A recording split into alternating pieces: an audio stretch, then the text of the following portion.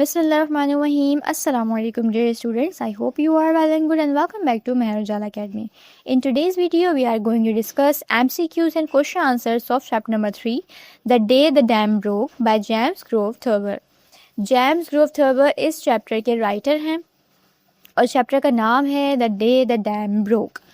ठीक है, आप इस चैप्टर की explanation video translation video channel पर मौजूद है, आप वहां से जाकर इजीली चेकआउट कर सकते हैं। डिस्क्रिप्शन में भी आपको लिंक अवेलेबल होगा।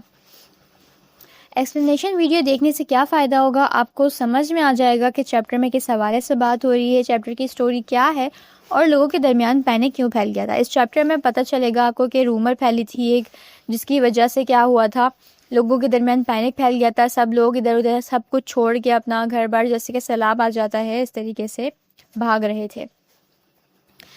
तो आपने क्या करना है, समरी देख लें इस चैप्टर की या फिर आप कंप्लीट ट्रांसलेशन वीडियो भी देख सकते हैं। क्योंकि एग्जाम्स में टाइम कम रह गया है तो आपने क्या करना है, लाजमी तौर पर सिर्फ चीज़ों को आपने सिर्फ क्वेश्चन आंसर की वीडियो देख ली, MCQ देख लिए, तो आपने रटिफिकेशन नहीं करनी है, चीज़ों को समझना है ताकि अगर क्वेश्चन डिफरेंट तरीके से भी आपको दिया जाए या फिर MCQs आपको चैप्टर के किसी भी सेंटेंस में से दिया जाए तो आप इजीली उसको सॉल्व कर सकें, आपको पता हो कि इस पैराग्राफ में क्या बात हो रही थी और क्या मीनिंग थी।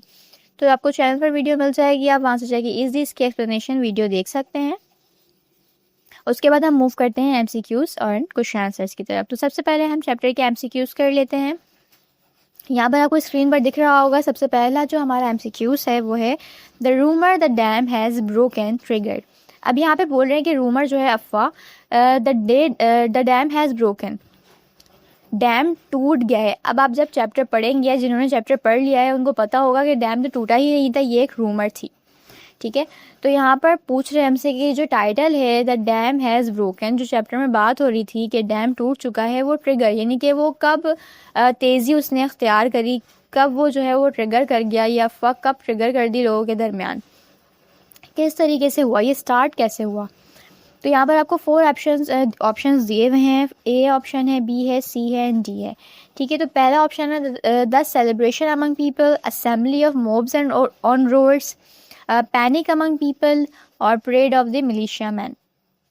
अब यहाँ पर ऑप्शन C पर आपने टिक करना है, पैनिक अमंग पीपल, लोगों के दरमियान एक पैनिक क्रिएट हो गया था और उन लोगों ने किसी से अफवाह सुनी कि जो डैम है वो टूट चुका है। कुछ लोगों की वजह से कुछ लोगों ने ये अफवाह सुनी और भागना स्टार्ट किया और उनको देखकर दूसरे जो शहर के लोग हैं उन्होंने भी क्या किया, भागना स्टार्ट कर दिया। सब खौफजदा हो गए और अफवाह पर यकीन किया और पैनिक क्रिएट हो गया। ठीक है, तो कैसे स्टार्ट हुआ था, कुछ लोगों ने अफवाह सुनी जिसकी वजह से वो भाग रहे थे, उनको देखकर और लोगों ने भी भागना स्टार्ट किया तो पैनिक क्रिएट हो गया।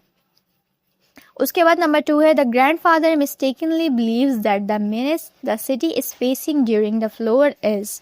अब जो ग्रैंडफादर थे, किसके ग्रैंडफादर थे, चैप्टर के जो राइटर हैं जेम्स ग्रोव थर्बर, इनके जो दादा अबू थे उन्होंने गलती से किस चीज़ पर भरोसा कर लिया कि जो ये शहर में जो लोग हैं पैनिक हुए हुए हैं, भाग रहे हैं, ये क्या है।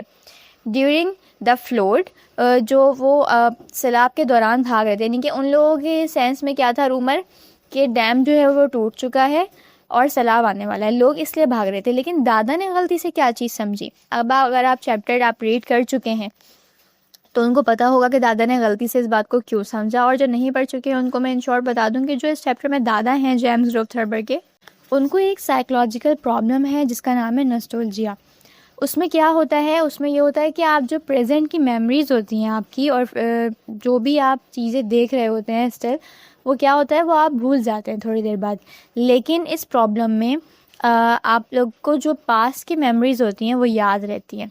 तो यहाँ पर जो ग्रैंडफादर थे जेम्स ग्रोव थर्बर के, उनको क्या थी, उनको साइकोलॉजिकल प्रॉब्लम थी नॉस्टैल्जिया, जिसकी वजह से वो प्रेजेंट की जो मेमोरी थी वो उनकी लॉस हो चुकी थी, वो भूल गए थे और उनकी पास्ट की मेमोरी जिनको याद रही थी, क्योंकि वो पास्ट में क्या थे, माजी में वो एक सोल्जर थे। तो उनको मिस्टेकनली यहाँ पे क्या लगा, उनको लगा कि नेथन बेडफोर्ड फॉरेस्ट की कैवलरी, यानी कि उसकी घुड़सवार, जो कैवलरी का मतलब होता है घुड़सवार फौज, ऐसी फौज जो घोड़े पर सवार होकर आ रही है लड़ने, तो उनको ऐसा महसूस हुआ कि ये तो जंग है।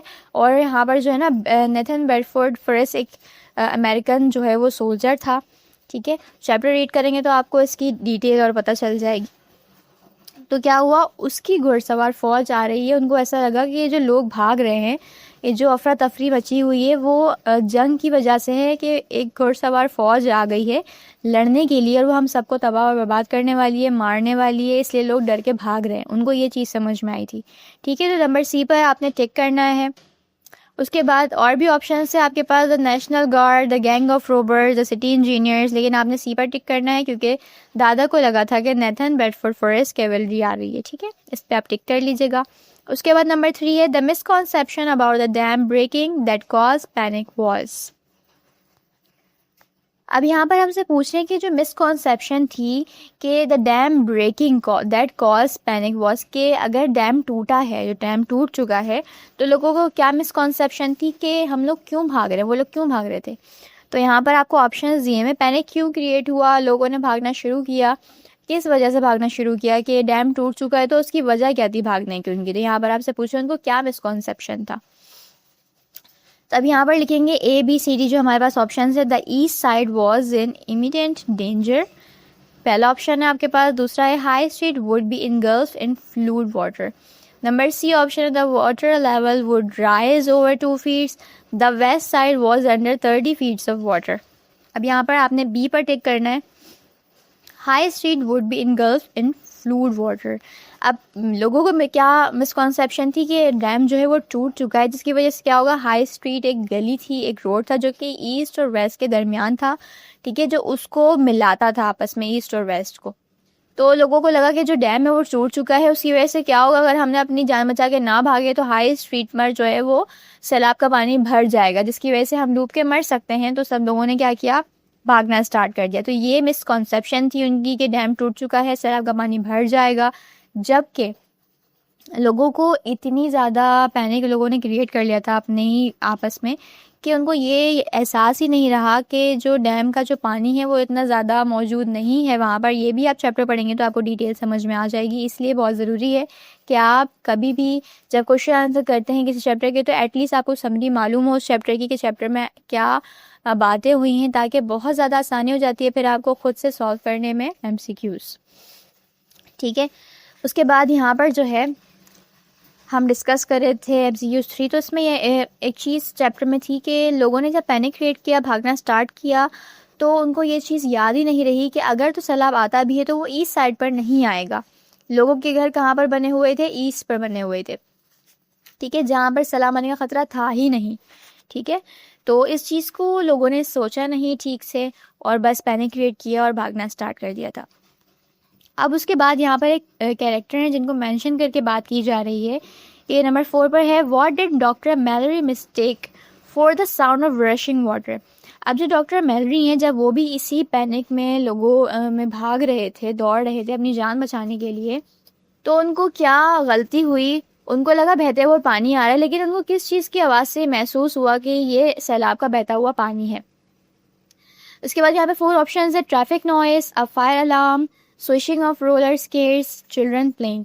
अब नंबर सी पर आपने यहाँ पर टिक करना है, स्विशिंग ऑफ रोलर स्केट्स। अब वहाँ पर क्या हुआ था, जब बहुत सारे लोग भाग रहे थे तो उसी दौरान उन्हीं लोगों में डॉक्टर मैलरी और उनके बराबर में एक बच्चा रोलर स्केट्स, आपने देखे होंगे वो शूज़ होते हैं जिनके नीचे व्हील्स लगे होते हैं। अब वो क्या हो रहा था कि जब वो बच्चा उनके साथ साथ चल रहा था, उस रोलर स्केट पर स्केटिंग कर रहा था, तो डॉक्टर मैलरी इतने ज़्यादा परेशान थे, डरे हुए थे कि उनको उन स्केट्स की जो स्विशिंग यानी कि रगड़ की जो आवाज़ होती है उससे क्या लगा कि ये तो बहता हुआ पानी है, जिसकी वजह से वो डर गए और उनको लगा कि सैलाब का पानी आ चुका है और अब हम क्या होंगे, मर जाएंगे, क्योंकि ये तो सैलाब का पानी हम तक पहुँच ही रहा है। उनको आवाज़ आ रही थी, तो उनको ये गलती हो गई थी। उसके बाद हम मूव करते हैं MCQs नंबर 5 की तरफ। इसमें हमसे कह रहे हैं, the event that finally brought order and dispelled fear after the panic was.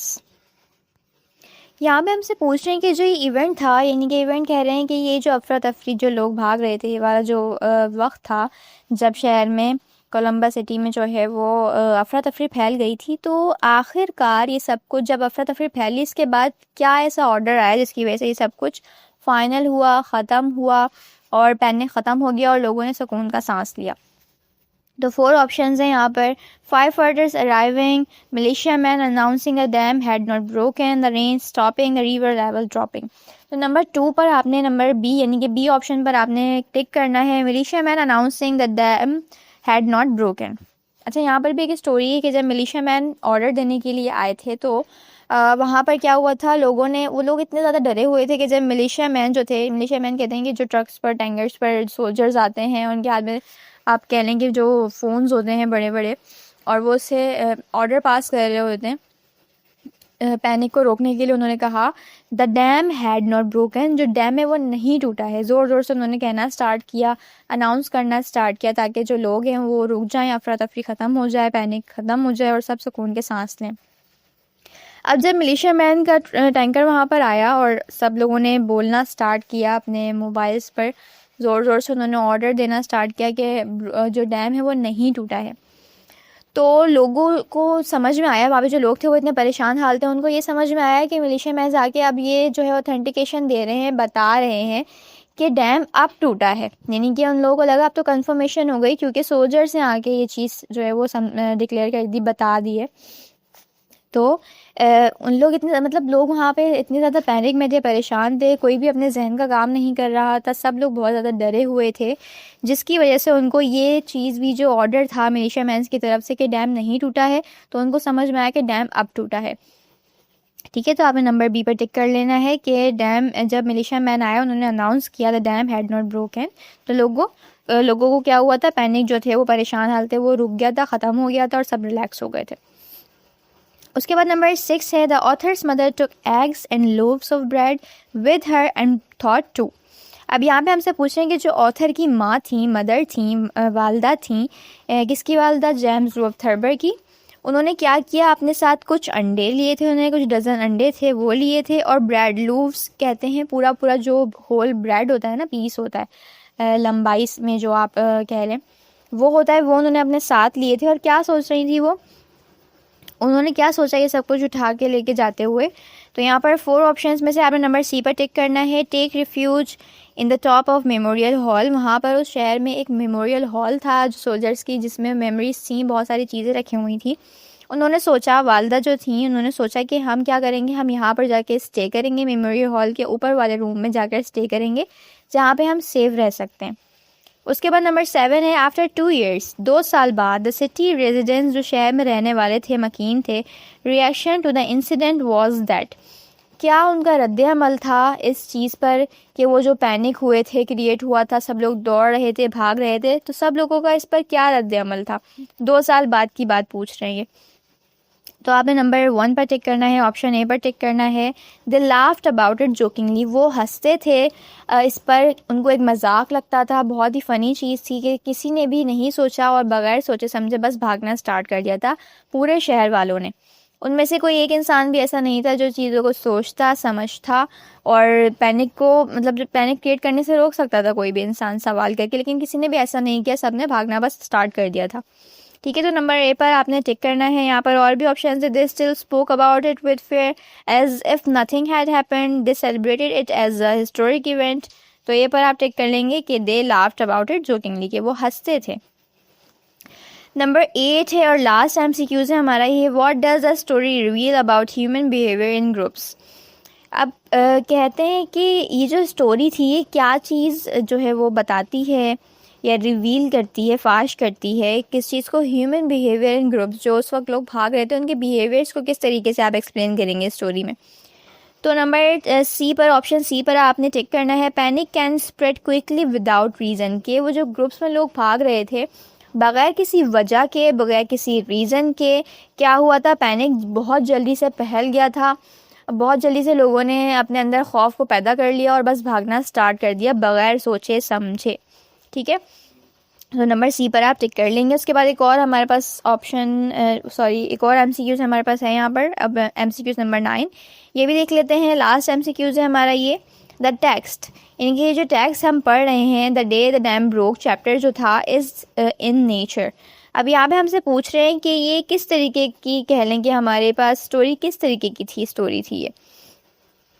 अब यहाँ पर आपको 4 ऑप्शन में से नंबर बी पर टिक करना है। पहला ऑप्शन हमारे पास था एडवेंचरस एंड एक्सप्लोरेटिव, उसके बाद ह्यूमरस एंड आयरॉनिक है, उसके बाद ट्रेजिक एंड हॉरर है, उसके बाद साइंटिफिक एंड एनालिटिक है।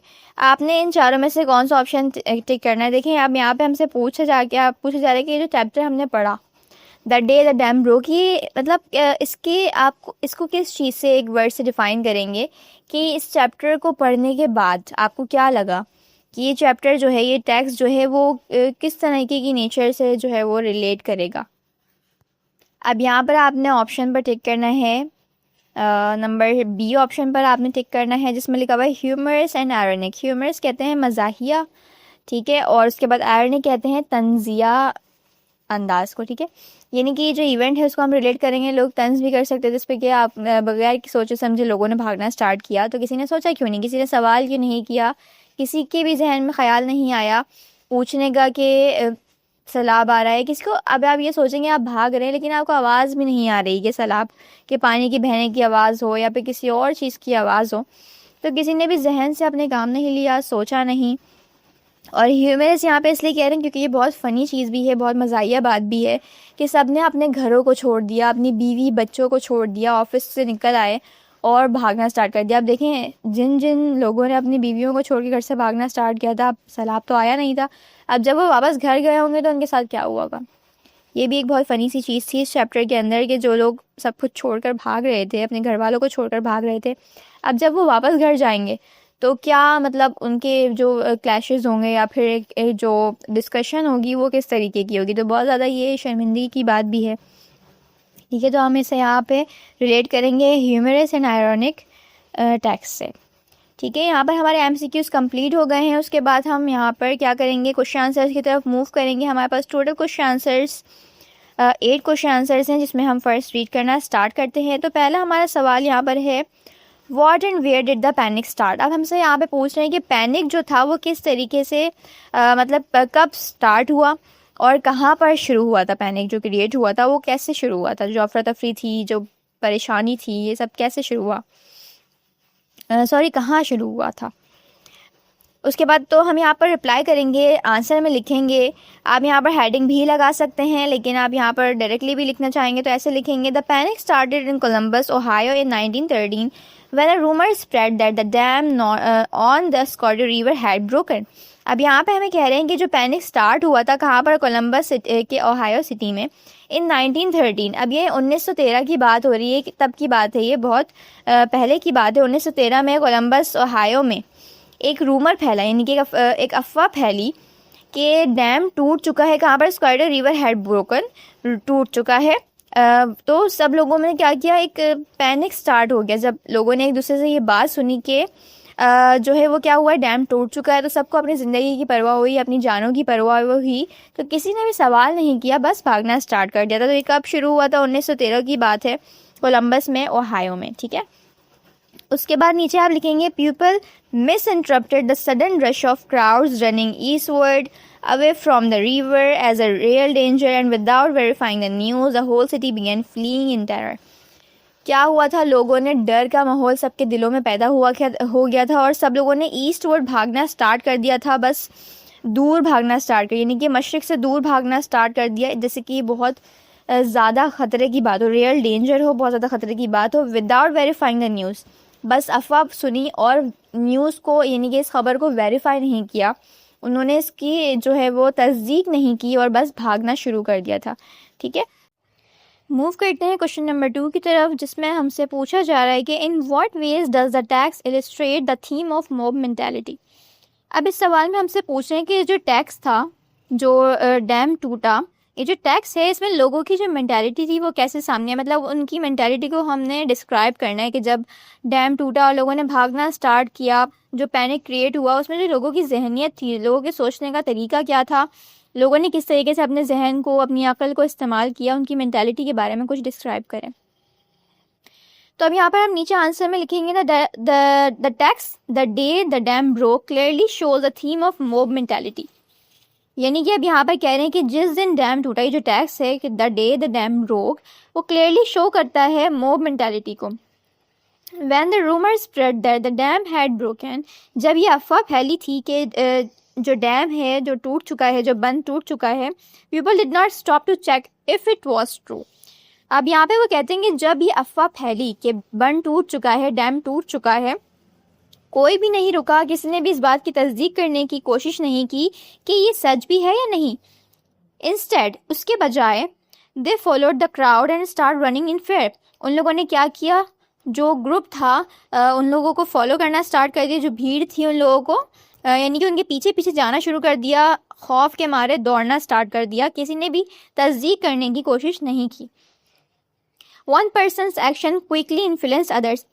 किसी भी एक शख्स का जो एक्शन था, अमल था, यानी कि इसको इस तरीके से लें कि अगर एक शख्स राइड में भागना स्टार्ट होता तो दूसरा जो बंदा था, दूसरा शख्स जो था, वो उसकी देखा देखी करते हुए उसी के पीछे भागना स्टार्ट कर देता था अपनी जान बचाने के लिए। लेकिन वो इस बात की तस्दीक बिल्कुल भी नहीं करते थे कि क्या ये जो हमें बताई गई है बात वो सच भी है या नहीं है, जो अफवाह ये फैली है ये सच है भी या नहीं। And soon the whole city was in panic. और बहुत जल्दी पूरा शहर पैनिक हो गया, परेशान हो गया। This shows that in a group people often lose individual thinking and simply copy what everyone else is doing even if it is unreasonable. ये सारी सिचुएशन जाहिर करती है कि अगर एक ग्रुप है लोगों का, उसके अंदर जब लोग एक साथ खड़े हुए होते हैं तो वो क्या अब यहाँ पे इस सिचुएशन को बताते हुए कह रहे हैं कि अगर एक ग्रुप खड़ा हुआ है, ये पूरी सिचुएशन ये जाहिर करती है कि जब बहुत सारे लोग एक साथ जमा होते हैं तो वो अपनी क्या करते हैं, थिंकिंग जो होती है इंडिविजुअल हो जाती है उनकी। वो अपनी जो अपनी खुद की अकल होती है सिंपली कॉपी करते हैं दूसरे को और अपनी खुद की अकल को बिल्कुल ख़त्म कर देते हैं, रोक देते हैं।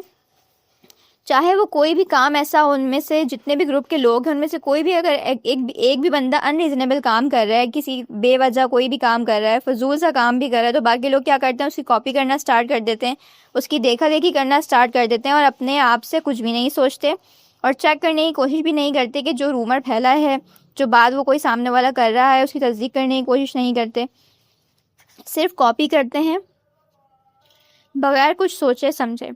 उसके बाद क्वेश्चन नंबर 3 की तरफ मूव करते हैं। तो क्वेश्चन नंबर 3 है, how did different individuals and groups react to this news. अब इस सवाल में हमसे पूछ रहे हैं कि जब ये न्यूज़ फैली, जब ये न्यूज़ पता चली कि डैम टूट चुका है, तो इंडिविजुअल सब लोगों ने, जो ग्रुप से और ग्रुप में जो लोग खड़े हुए थे जैसे कि ऑफिस कोलीग्स थे वो, और जो घरों में रहते थे लोग इंडिविजुअल्स, उन लोगों ने किस तरीके का रिएक्ट किया। सबके आपने अलग अलग जो है वो बताने की, सब लोगों ने किस तरीके से रिएक्ट किया था उस वक्त जब ये न्यूज़ फैली थी। चाहे वो ऑफिस कुलीग्स थे या फिर नॉर्मल रेजिडेंट लोग थे जो वहाँ पर शहर में रहने वाले, उन लोगों ने क्या रिएक्ट किया था इस न्यूज़ को सुनने के बाद। तो आप आंसर में लिखेंगे, when the false news of the dam broke. अब यहाँ पर वो फॉल्स का लफ्ज़ इसलिए इस्तेमाल कर रहे हैं कि जो जब बंद टूटा तो ये फॉल्स न्यूज़ थी, यानी कि ये गलत खबर थी, ये गलत अफवाह थी, क्योंकि सचमुच में डैम तो टूटा ही नहीं था। पीपल पैनिक्ड, लोग क्या हुए, परेशान हो गए, घबरा गए। Families run out with food, जो फैमिलीज थी, ख़ानदान थे घरों में रहने वाले, उन लोगों ने क्या किया, दौड़ के वो बाहर आ गए अपने घरों से विद फूड, कुछ खाने वगैरह के साथ। The grandfather thought there was an attack. जो जेम्स ग्रोव थर्बर हैं, उनके जो दादा थे, जेम्स ग्रोव के जो दादा बू थे, उन्होंने क्या समझा कि ये एक अटैक है, कि ये हमला है। And the mother try to take shelter in memorial hall. और जो उनकी वालिदा थी, उन्होंने क्या चाहा, उन्होंने चाहा कि हम लोग क्या करेंगे, शेल्टर ले लेंगे, पनाह ले लेंगे, कहाँ पर, मेमोरियल हॉल में। The national guard and militia man later calm everyone by announcing the dam was safe. तो नेशनल गार्ड्स थे और मिलिशिया मैन जो थे, उन्होंने बाद में आकर सबको काम डाउन किया, रिलैक्स किया, हर किसी को किस तरीके से उन्होंने अनाउंस किया कि डैम बिल्कुल ठीक है, डैम को कुछ नहीं हुआ, डैम नहीं टूटा है। एवरीवन रिएक्टेड डिफरेंटली, सब ने अलग अलग तरीके से रिएक्ट किया, मुख्तलिफ तरीक़ों का उनका रद्द अमल था। But fair spread quickly in the crowd, लेकिन जो खौफ था वो सब पर, पूरे लोगों पर, जितने भी लोग वहाँ पे मौजूद थे, हुजूम पर तारी हो चुका था। सब घबरा गए थे, सब डर गए थे, सब परेशान हो गए थे और सब ने अपनी अपनी जान बचाने के लिए बस भागना स्टार्ट कर दिया था, घरों से निकल के, अपने ऑफिस से निकल के, हर जगह से, दुकानों से निकल के, इवन कि जो मोची भी था वो भी वहाँ से निकल के उसने बस भागना स्टार्ट कर दिया था। किसी ने भी अपनी अक्ल का इस्तेमाल नहीं किया था, सब ने सुनी सुनाई पर यकीन किया था। उसके बाद मूव करते हैं क्वेश्चन नंबर 4 की तरफ। तो यहाँ पर है, how did the panic and so abruptly and why has nobody talked about it for a long time. अब यहाँ पर हमसे पूछ रहे हैं कि पैनिक जो था जब वो ख़त्म हो गया तो लोगों ने क्यों बहुत टाइम तक, बहुत लंबे अरसे तक बात नहीं की इस बारे में। तो यहाँ पर आप आंसर में लिखेंगे the panic ended quickly when the militiaman announced that the dam had not broken. People realized there was no danger, so order was restored. After that, everyone was too embarrassed to talk about the incident for a long time because they had all overreacted and ran in fear over a false rumor. अब यहाँ पे वो कह रहे हैं कि panic जो था वो बहुत जल्दी ख़त्म हो गया था. कब? जब मिलिशिया मैन ने अनाउंस किया कि डैम नहीं टूटा है. पीपल रियलाइज, लोगों को इस बात का एहसास हो गया. देयर वॉज नो डेंजर, यहाँ पे कोई खतरे की बात नहीं है. So order was restored. तो सब लोग रिलैक्स हो गए, सब अपने अपने घरों में वापस चले गए, अपने ऑफिस में वापस चले गए. जो जहाँ पे काम करता था वो सब अपनी अपनी जगहों पर वापस चले गए. आफ्टर दैट उसके बाद एवरीवन वॉज टू एम्बेरेस. सब लोग जो थे, जो अपने अपने घर से निकल के, ऑफिस से निकल के जिन्होंने भागना स्टार्ट किया, सब लोग बहुत ज़्यादा एम्बेरेस थे. टू टॉक अबाउट, बात करने के लिए. किस बारे में? इस इंसिडेंट के बारे में. बहुत लंबे अरसे तक सबने इस बारे में बात नहीं की क्योंकि वो बहुत ज़्यादा एम्बेरेस हो गए थे. क्यों हो गए थे?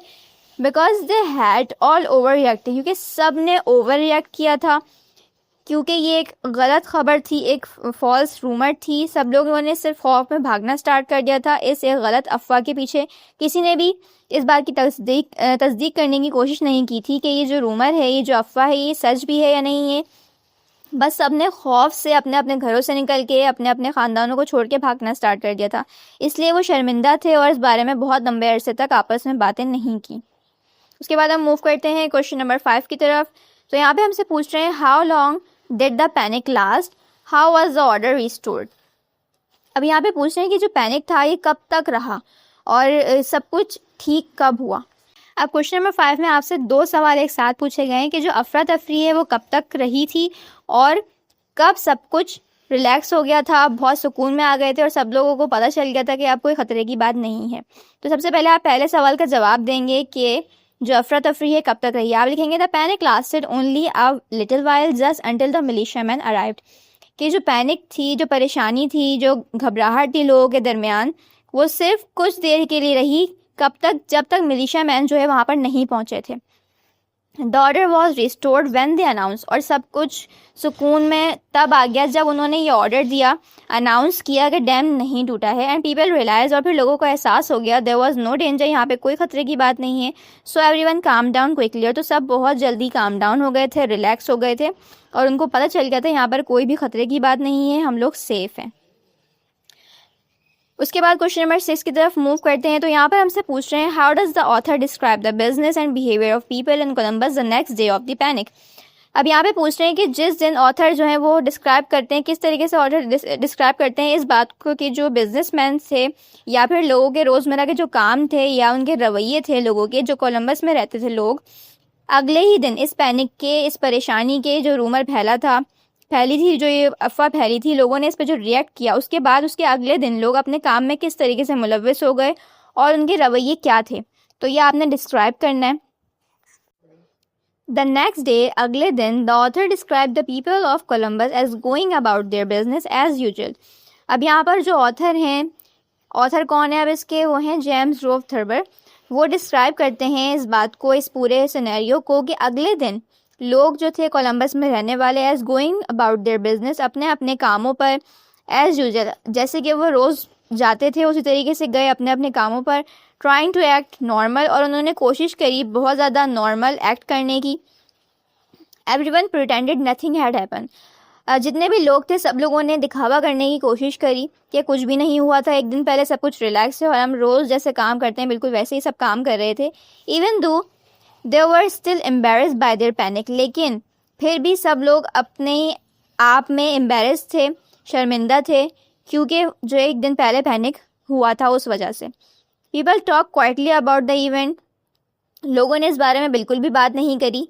Sometimes laughing at how silly they had been. और कुछ वक्त जब उन्होंने बात करी तो वो हंसते रहे कि हम लोगों ने क्या फजूल सी हरकत की थी, क्या बावलापन किया था.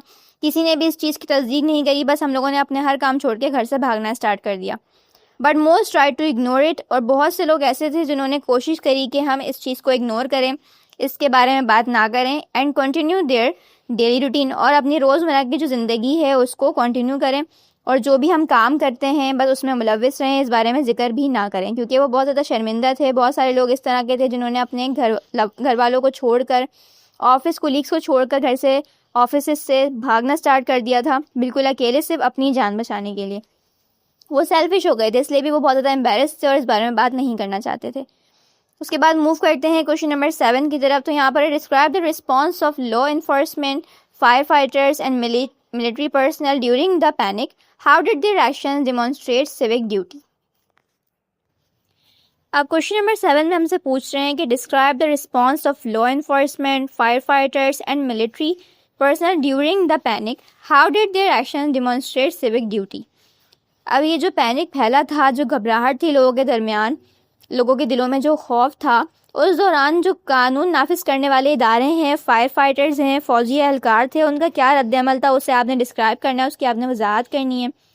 उनके अमाल ने शहरी फ़र्ज का कैसे मुजाहिरा किया, आपने इस क्वेश्चन में जो है डिस्क्राइब करना है। तो आप आंसर लिखेंगे during the panic law enforcement, firefighters and military personnel tried to control the crowd and restore order.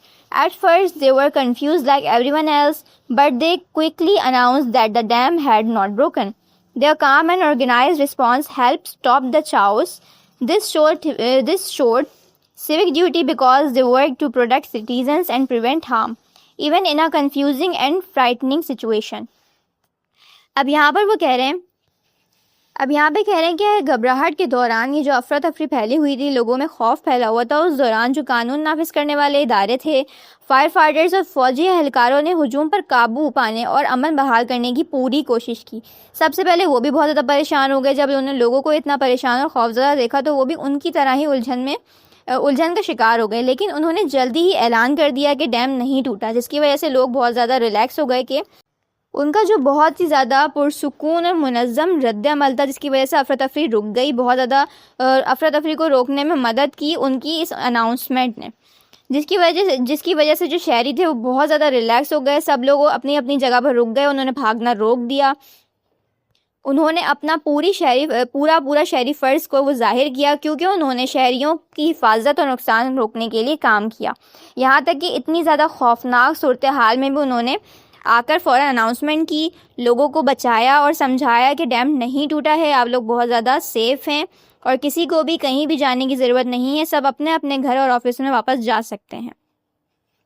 उसके बाद लास्ट क्वेश्चन है हमारा क्वेश्चन नंबर 8, जिसमें हमसे पूछ रहे हैं कि amidst the chaos and confusion, how did the author's family uphold their civic responsibilities during the incident. अब वो पूछ रहे हैं कि ये जो पूरी सिचुएशन थी, अफरा तफरी, उलझन, परेशानी, खौफ के माहौल में जो मुसन्निफ़ हैं, यानी कि अब यहाँ पर बात हो रही है जेम्स ग्रोव थर्बर की, जो इस चैप्टर के ऑथर हैं, उनके बारे में बात हो रही है। तो बोल रहे हैं उनके जो ख़ानदान में उनकी जो फैमिली थी, इस वाक़े में उन्होंने अपनी शहरी जिम्मेदारियों को कैसे निभाया।